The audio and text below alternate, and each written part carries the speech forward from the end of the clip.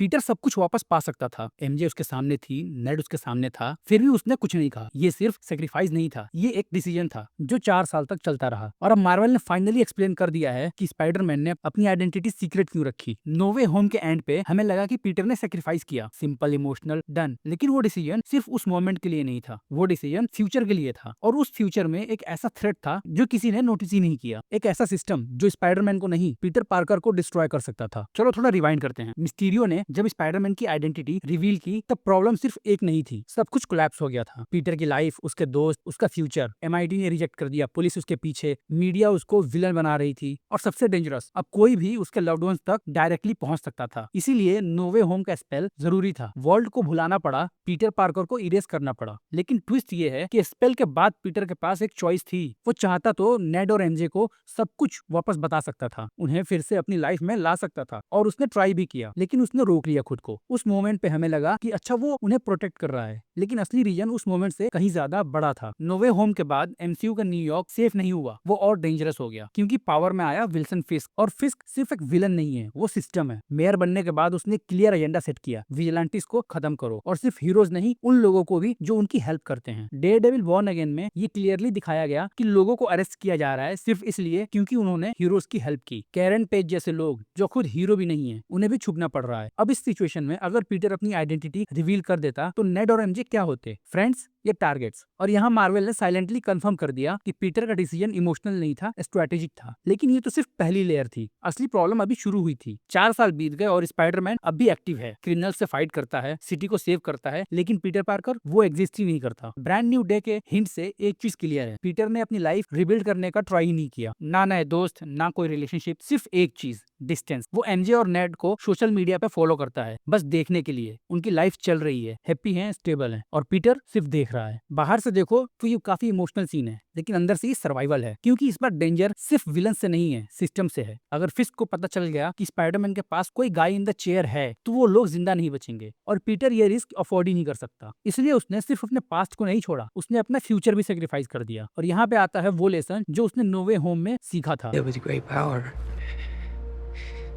comes great responsibility.